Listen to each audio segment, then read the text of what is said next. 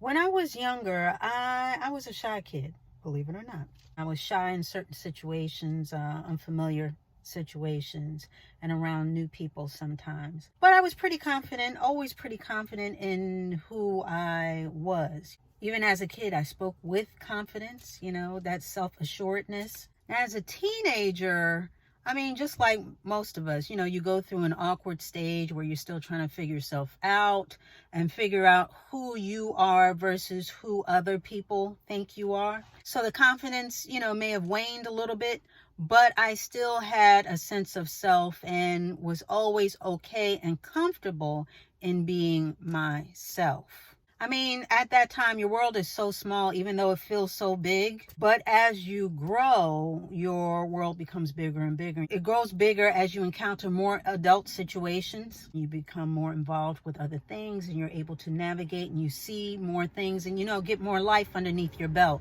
And with some of us, as we get older, we gain more confidence. And specifically for women in their 40s and 50s, women tend to grow more confident around that age and more assured of themselves. So life can build confidence, but that's not necessarily true with everybody, of course. Certain situations and certain things that may happen in life may lead you to have less confidence in yourself. So it got me thinking, I just wanted to come in here and just share 5 confidence builders, 5 keys to building self-confidence. These are the things that I find help build your self-esteem as well as your confidence and keep it intact as you go through life and life's trials and tribulations. So number 1 for me, which is key, is knowing who you are, knowing exactly who you are, knowing that you are a child of God, knowing that you are here for a reason. You are here with a purpose in mind, and you are important. You are important and special, and you are meant to be.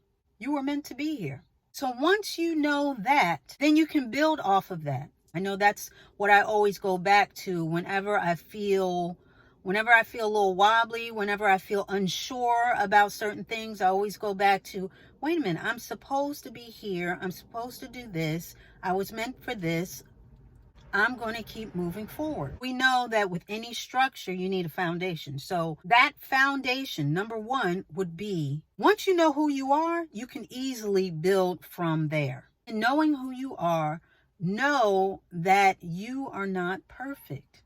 And you aren't meant to be perfect. No one walking this earth presently is perfect. So in knowing that, know that you don't have control of everything, and everything happens for a reason. So when you make a mistake, when things don't go your way, it's okay. A lot of us get caught up into this whole perfection obsession. It's a fruitless pursuit because you'll never be perfect. There's no sense in beating yourself up for not being perfect because you weren't meant to be perfect. So in knowing yourself, that means loving your perfections as well as imperfections because they're all a part of you.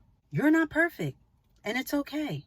Number 3, and outside of the foundation or the foundational part, these aren't in any particular order of importance. But number 3, which a lot of people tend to do at their own frustration and torment, is don't compare yourself to anybody else. Do not. You were made to be you, uniquely made, and your little quirks and everything that's about you, it's meant to be for you. Comparing yourself to someone else, it can lead to frustration, it can lead to depression, it can lead to anger and envy and all these other things.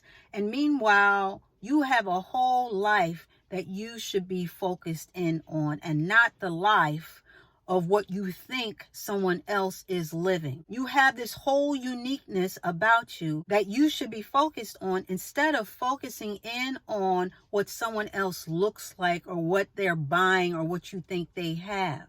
Stop comparing yourself to other people. It can leave you in a rut and leave you in a state of unthankfulness. And it does nothing to build your confidence. It only does the opposite. It can tear you down. In knowing who you are, back to the foundation, you know that you were uniquely made And therefore, you're not supposed to be a carbon copy of anybody else. Now, this one, number 4, this one definitely applies to me, because when my hair is laying right, honey, my confidence is through the roof. So I will say, when you look good, you feel good. You carry yourself in a certain way. I know even when I don't do my nails all the time. Sometimes I come on here, my nails are not painted, and it's okay. But I will say, when I do paint my nails, I hold my hands a certain way. You know what I mean? I'm not all reckless with them. I make sure that I hold my hands a certain way, and I place them in certain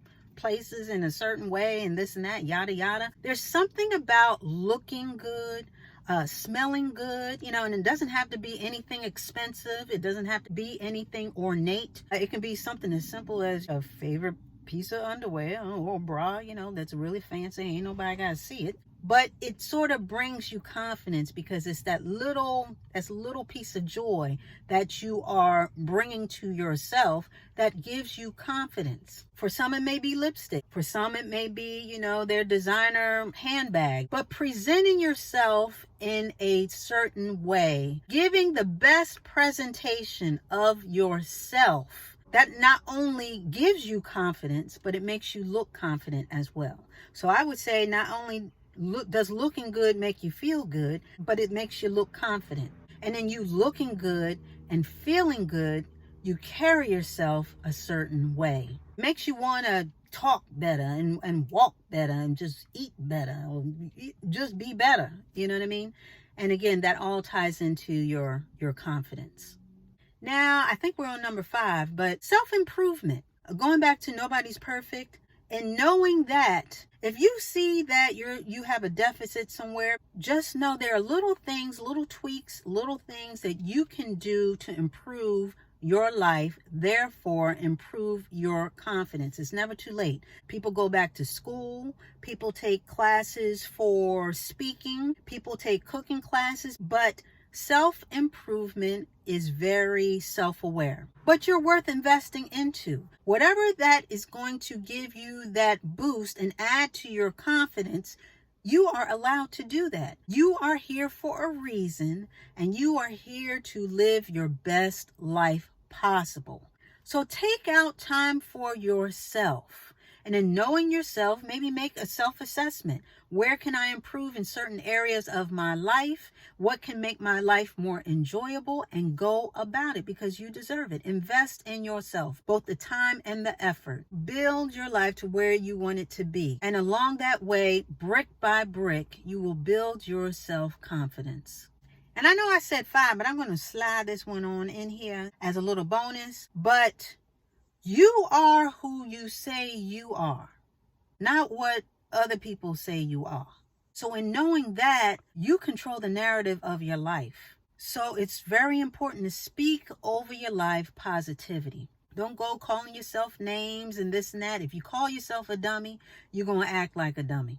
If you call yourself poor and I ain't never had nothing and this and that, then that's how you're going to act. That's going to be your perspective on things. And you're going to act poor. And you're going to receive things and manage things as a poor person. You are who you say you are. And your life is supposed to be an autobiography, not a biography. Because the difference is, a biography is what other people write about you.